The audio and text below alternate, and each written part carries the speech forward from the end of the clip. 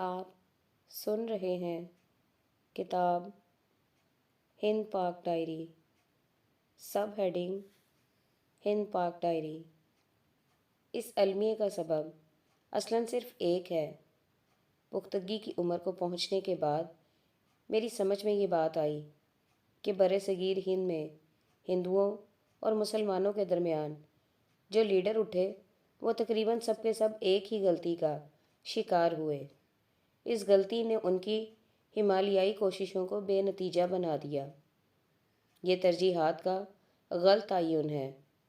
1947 سے پہلے کے ہندوستان میں مہاتما گاندھی نے سیاسی آزادی کو اپنی پہلی ترجیح بنایا، حالانکہ زیادہ صحیح یہ تھا کہ وہ تعلیم کو اپنی پہلی ترجیح بنائیں۔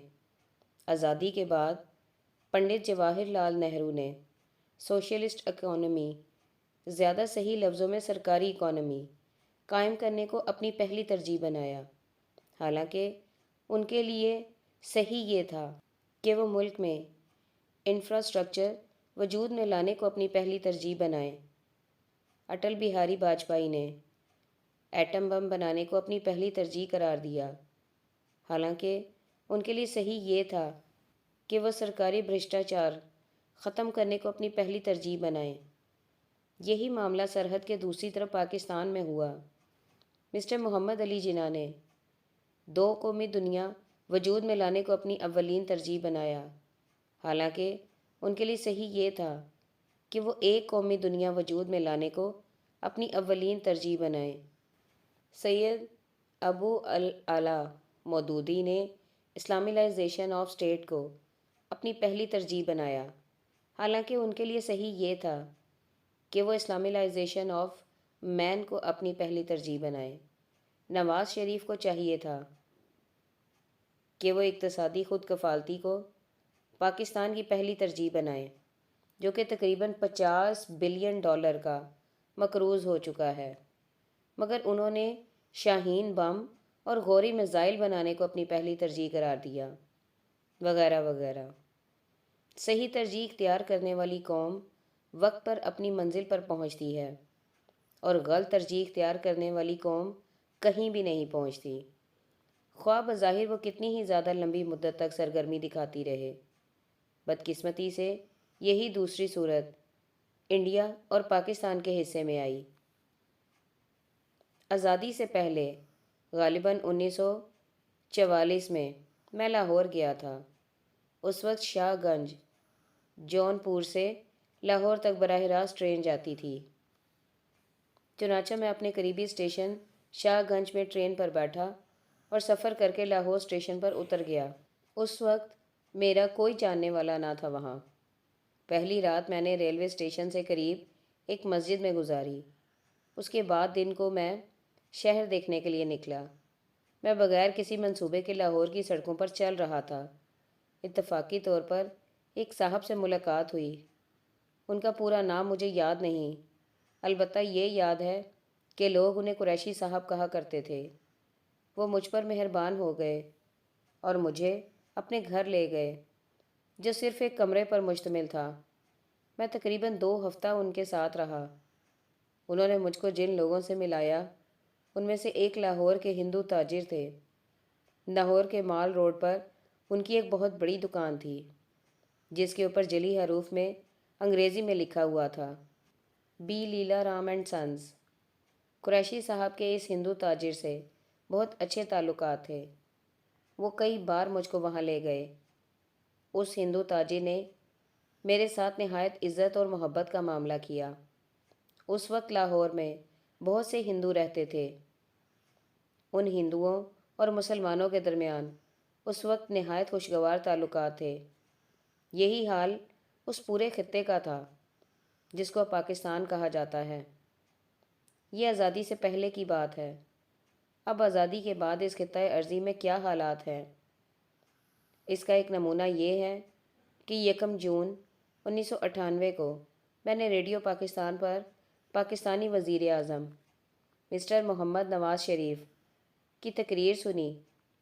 وہ پاکستانی عوام کو خطاب کرتے ہوئے کہہ رہے تھے کہ جس دن 28 مئی 1998 ہم اپنا ایٹمی دھماکہ کرنے والے تھے۔ اس سے پہلے کی رات کو میں بالکل نہیں سویا، اس لیے کہ ہر وقت یہ اندیشہ تھا کہ دشمن کہیں ہمارے اوپر حملہ نہ کر دے۔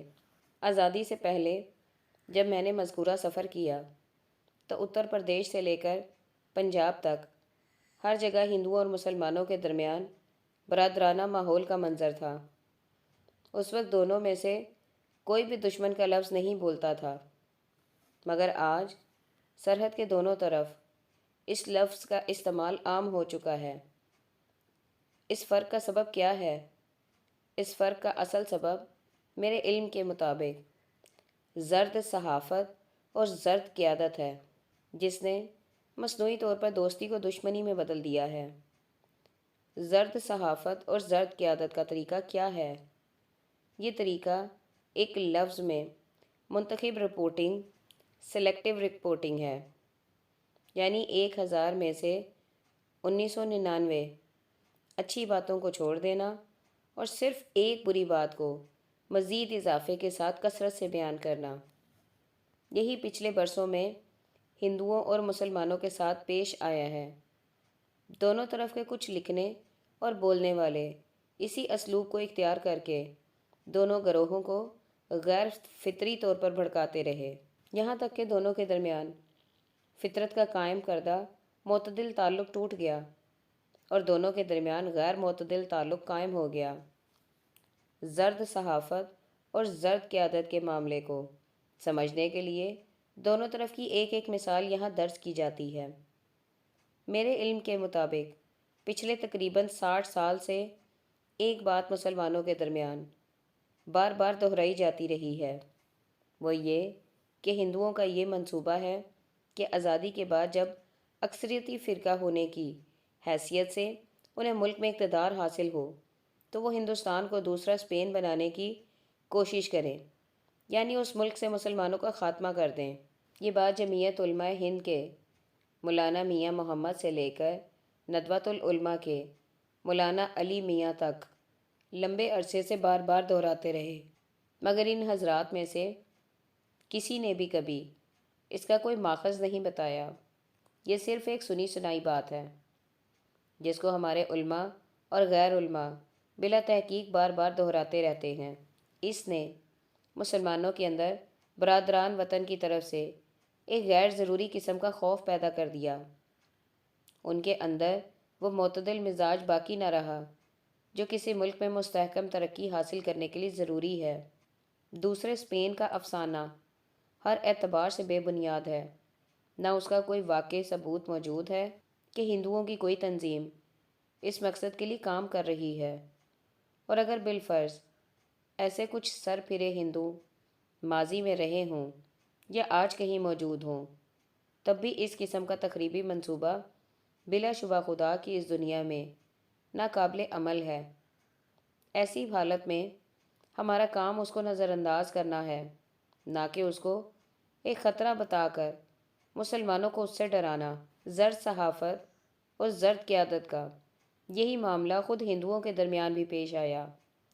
لکھنے اور بولنے والے ہندوؤں کے ایک طبقے نے عجیب و غریب طور پر ہندوؤں میں یہ افواہ پھیلائی کہ مسلمانوں کے لیے اپنے مذہب کے روح سے 4 شادیاں کرنا ضروری ہیں۔ چنانچہ ہر مسلمان 4 شادیاں کرتا ہے، جبکہ ہندو صرف 1 شادی کرتا ہے۔ اس طرح ایک مسلمان ایک ہندو کے مقابلے میں چوگنا زیادہ بچے پیدا کر رہا ہے۔ گویا کہ ہندوؤں کی آبادی 1 2 3 4 کی رفتار سے بڑھ رہی ہے، جبکہ مسلمانوں کی آبادی 1 4 8 12 کی رفتار سے بڑھ رہی ہے۔ اس طرح مسلمان بہت جلد تعداد میں ہندوؤں سے زیادہ ہو جائیں گے۔ ایسی حالت میں ضروری ہے کہ مسلمانوں کے اضافہ آبادی کو روکنے کے لیے سخت تدابیر اختیار کی جائے۔ بھارتیہ جنتا پارٹی جیسی انتہا پسند جماعت کو سیاسی اقتدار تک پہنچانے میں اس قسم کے فرضی خطرے کا بہت بڑا دخل ہے۔ ہندوؤں کو محسوس ہوا کہ کانگریس جیسی نرم پارٹی مسلم نسل کی حد بندی نہیں کر سکتی، اس لیے ضروری ہے کہ ایک سخت پارٹی کو مرکزی اقتدار دیا جائے۔ ورنہ ہندو 50 برس بعد خود اپنے ہی ملک میں اقلیت بن کر رہ جائیں گے۔ اس بے بنیاد افواہ کی مدلل تردید میں نے اپنے مضامین میں کی ہے۔ اس کے علاوہ خود ہندوؤں کے جلسے میں بھی 1 سے زیادہ بار اس کی تردید کر چکا ہوں۔ 3 فروری 1997 کو نئی دہلی کے کانسٹیٹیوشن کلب میں ایک جلسہ تھا۔ اس میں دہلی کے RSS گروپ کے لوگ بڑی تعداد میں شریک تھے۔ یہاں مجھے تقریر کرنے کا موقع ملا۔ میں نے جو باتیں کہیں ان میں 4 شادی کا یہ افسانہ بھی تھا۔ میں نے کہا کہ قرآن و حدیث میں کہیں بھی یہ حکم نہیں ہے کہ ہر مسلمان 4 شادی کرے، تاہم اس سے قطع نظر عقل عام ہی یہ سمجھنے کے لیے کافی ہے کہ ایسا ہونا عملی طور پر ممکن نہیں۔ یہ بات اتنی زیادہ بے بنیاد ہے کہ وہ بظاہر ہی قابل رد ہے۔ میں نے کہا کہ بالفرض اگر ہر مسلمان 4 شادیاں کرے تو یہ صرف اس وقت ممکن ہوگا جبکہ مسلم سماج میں عورتوں کی تعداد مردوں کے مقابلے میں 4 گنا زیادہ ہو، یعنی اگر 1 کروڑ مرد ہوں تو 4 کروڑ عورتیں۔ مگر واقعات بتاتے ہیں کہ ایسا نہیں ہے۔ یہ ایک معلوم حقیقت ہے کہ نیچر ہمیشہ عورت اور مرد کی تعداد کے درمیان ایک توازن برقرار رکھتی ہے۔ چنانچہ ہر سماج میں عورت اور مرد کی تعداد ہمیشہ تقریباً یکساں رہتی ہے، حتیٰ کہ اگر جنگ یا کسی بڑے حادثے کی وجہ سے وقتی طور پر یہ توازن ٹوٹ جائے تو نیچر بہت جلد اس کے مطابق افراد پیدا کر کے اس توازن کو دوبارہ قائم کر دیتی ہے۔ یہی تمام انسانی معاشروں کا حال ہے اور یہی مسلم معاشرے کا حال بھی۔ ایسی حالت میں یہ بات سرے سے ممکن ہی نہیں کہ ہر مسلمان 4 عورتوں سے شادیاں کرے۔ دوسری صورت یہ ہو سکتی تھی کہ مسلمانوں کے پاس کوئی عورت ساز فیکٹری ہو جس میں وہ اپنی مطلوب تعداد کے مطابق عورتیں بنا لیا کرتے ہوں، مگر اس کا بھی کوئی ثبوت نہیں کہ مسلمانوں کے پاس ایسی کوئی عورت ساز فیکٹری موجود ہے۔ پھر ہر مسلمان اگر 4 شادی کرے گا تو کس طرح کرے گا؟ یہ فاضل عورتیں آخر کہاں سے لائی جائیں گی؟ اس قسم کی افواہی باتیں جو ہندو اور مسلمان دونوں کے درمیان پھیلائی گئی ہیں، انہوں نے اس فطری تعلق کو توڑ دیا جو دونوں کے درمیان سینکڑوں سال سے قائم تھا۔ اس کا ایک نتیجہ ملک کے بٹوارے کی صورت میں ظاہر ہوا۔ تاہم بٹوارے کے بعد اگر افواہوں کا یہ کارخانہ بند ہو جاتا تب بھی اس میں کوئی حرج نہیں تھا۔ ایک عارضی وقفے کے بعد دوبارہ فطرت اپنے آپ مطلوب اعتدال کو دونوں کے درمیان قائم کر دیتی، مگر بدقسمتی سے ایسا نہ ہو سکا، بلکہ افواہوں کا یہ کارخانہ مزید اضافے کے ساتھ جاری رہا، یہاں تک کہ اب سرحد کے دونوں طرف اس بات پر فخر کیا جا رہا ہے کہ ہم اب ایٹمی طاقت بن چکے ہیں۔ اب ہم دشمن کو اس طرح مٹا سکتے ہیں کہ اس کا کوئی وجود ہی زمین پر باقی نہ رہے۔ UP کے ضلع اعظم گڑھ میں میرے گاؤں سے تقریباً 3 کلومیٹر کے فاصلے پر بسین پور تھا۔ یہاں ایک وسیع زرعی فارم کے اندر یورپی طرز کی ایک لال عمارت تھی جس کو صاحب کا بنگلہ کہا جاتا تھا۔ یہاں ایک انگریز مسٹر لوری رہا کرتے تھے جو غالباً پہلی عالمی جنگ کے بعد یہاں آ کر آباد ہوا تھا۔ 1947 کے انقلاب کے بعد وہ اپنے وطن انگلینڈ واپس چلا گیا۔ انگریزی حکومت نے یہاں اس کو ایک بڑی زمین دی تھی۔ وہ یہاں رہتا تھا اور زمین پر کاشت کرتا تھا۔ وہاں سے گزرتے ہوئے میں نے کئی بار اس بنگلے کو دیکھا تھا۔ اب نئے ملکوں نے اس کو توڑ کر وہاں کھیت بنا دیا ہے۔ اس وقت یہاں سڑک نہیں تھی۔ مسٹر لوری گھوڑے پر سوار ہو کر اپنے بنگلے سے ریلوے اسٹیشن پھر یہاں جایا کرتے تھے۔ یہ ریلوے لائن اس علاقے میں 1901 میں بچھائی گئی۔ اس کا یہ راستہ ہمارے گھر کے سامنے سے گزرتا تھا۔ ہمارے گھر والے اس وقت علاقے کے بڑے ذمہ دار تھے اور اسی کے ساتھ آزادی کی تحریک سے متاثر تھے۔ چنانچہ یہ بات ان کو اپنے وقار کے خلاف معلوم ہوئی کہ ایک انگریز گھوڑے پر سوار ہو کر ان کے گھر کے سامنے سے گزرے۔ ہمارے گھر والوں نے اس کو منع کیا۔ جب وہ نہیں مانا تو ایک روز اس کے گھوڑے کو روک کر اس کی پٹائی کی، تاہم اس نے کوئی انتقامی کارروائی نہیں کی۔ اس نے صرف یہ کیا کہ آئندہ کے لیے اس نے اپنا اسٹیشن کا راستہ بدل دیا۔ اب وہ نظام آباد کے راستے سے ریلوے اسٹیشن جانے لگا، اگرچہ یہ اس کے لیے ایک لمبا راستہ تھا۔ نوجوانی کی عمر میں اس پر فخر کرتا تھا کہ میرے خاندان والوں نے مسٹر لوری کو گھوڑے سے اتار کر مارا، مگر اب میں سوچتا ہوں کہ یہ بات نہ صرف غیر انسانی تھی بلکہ غیر دانش مندانہ بھی تھی۔ مسٹر لوری ایک ترقی یافتہ قوم کا فرد تھا۔ اس کے مکان کا طرز تعمیر، اس کی زراعت کا اصول، اس کے رہن سہن کا انداز، حتیٰ کہ اس کے رد عمل کا طریقہ، ہر چیز میں لوگوں کے لیے نئی باتیں تھیں جس سے بہت کچھ سیکھا جا سکتا تھا۔ سب سے اہم بات یہ تھی کہ اس پورے علاقے میں اس وقت غالباً وہ واحد شخص تھا جو انگریزی داں تھا۔ ہمارے خاندان کے لوگوں نے کبھی یہ نہیں سوچا کہ اس انگریز سے انگریزی زبان سیکھی جائے، جو زمانے کے لحاظ سے گویا ترقیاتی دور میں داخلے کا دروازہ تھا۔ اس کا سبب کیا تھا؟ اس کا سبب انگریزوں کے خلاف وہ نفرت تھی جو اس زمانے کے ہندو اور مسلم دونوں لیڈروں نے پورے ملک میں پھیلا رکھی تھی۔ اس زمانے کے ہندو اور مسلمان دونوں کے لیے انگریز کا لفظ صرف نفرت کی ایک علامت بنا ہوا تھا۔ اس نفرت کے جذبے کو تیز کرنے کے لیے اس زمانے کے لیڈر نئی نئی تحریکیں چلاتے رہتے تھے۔ مثال کے طور پر انگلینڈ کے کپڑوں کو جلانا۔ چنانچہ اس زمانے میں انگلینڈ کے کپڑے خود ہمارے گاؤں میں بھی گھروں سے لے کر جلائے گئے۔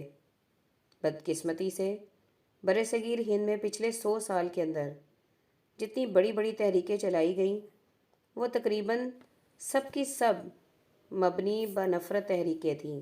شاید ان میں سے کوئی بھی تحریک مبنی پر محبت تحریک نہ تھی۔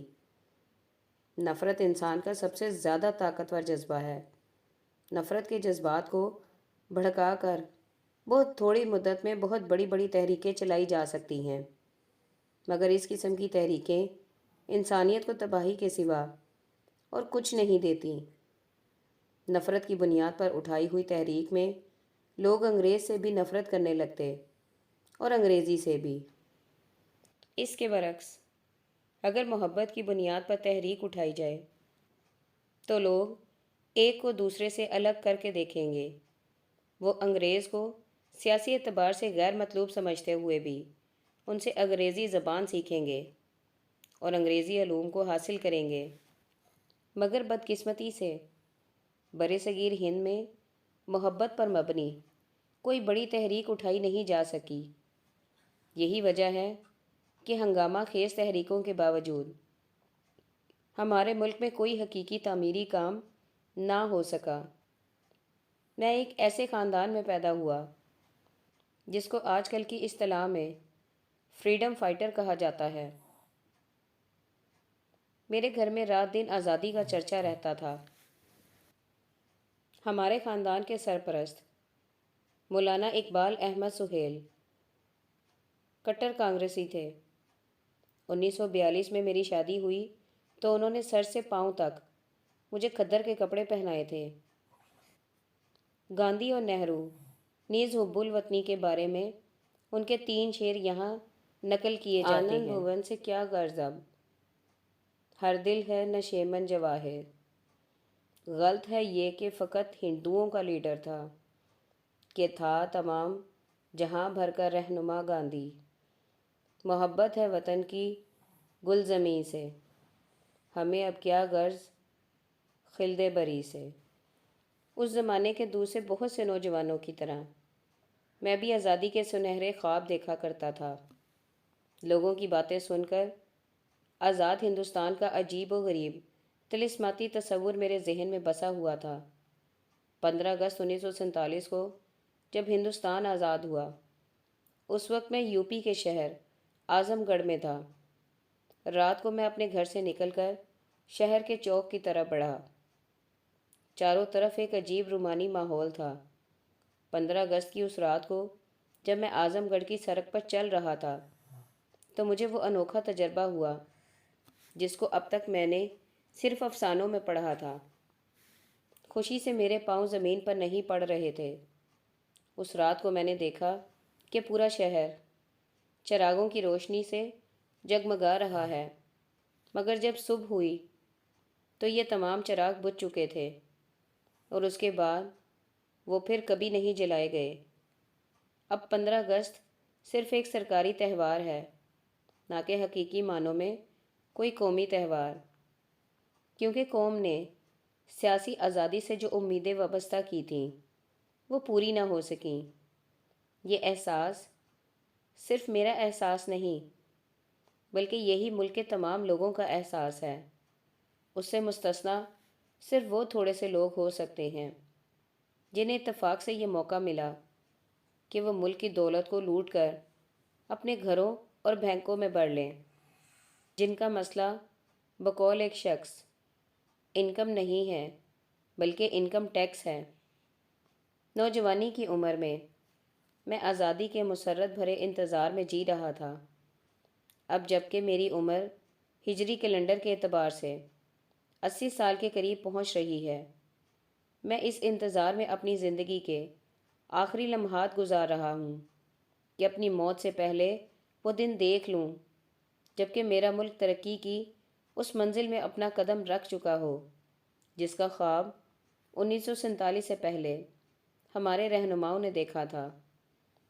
مجھے باہر کے کئی ملکوں میں نہایت قیمتی مواقع ملے جہاں جا کر میں ایک مطمئن زندگی گزار سکتا تھا، مگر میرے دل میں کبھی ایک لمحے کے لیے بھی یہ خیال نہیں آیا کہ میں اپنے وطن کو چھوڑ کر کسی اور ملک میں چلا جاؤں اور وہاں آسائش کی زندگی گزاروں۔ اپنا مادر وطن مجھے اسی طرح عزیز ہے جس طرح مجھے اپنی ماں عزیز ہے۔ اپریل 1983 میں جب پہلی بار میں امریکہ گیا تو کسی غلط اطلاع کی بنا پر مجھے نیو یارک ایئرپورٹ پر ہی پولیس کی حراست میں لے لیا گیا۔ ایک پولیس افسر جس نے اپنا نام مسٹر لوئس بتایا تھا، وہ مجھ کو اپنی گاڑی میں بٹھا کر ایئرپورٹ سے پولیس اسٹیشن لے گیا، اور جب واپسی کے جہاز کا وقت ہوا تو دوبارہ مجھے ایئرپورٹ پر لا کر جہاز کے اندر بٹھا دیا۔ اس نے میرا پاسپورٹ اور میرا ٹکٹ بھی مجھ کو نہیں دیا، صرف یہ کہا کہ دوران پرواز وہ مجھ کو پائلٹ کے ذریعے مل جائے گا۔ مسٹر لوئس جس وقت مجھ کو نیو یارک ایئرپورٹ سے پولیس آفس کی طرف لے جا رہے تھے، میں نے ان سے کہا کہ مسٹر لوئس، آپ کو شاید یہ اندیشہ ہے کہ میں امریکہ میں رہ جاؤں گا، مگر میں ایک اور ڈھنگ کا آدمی ہوں۔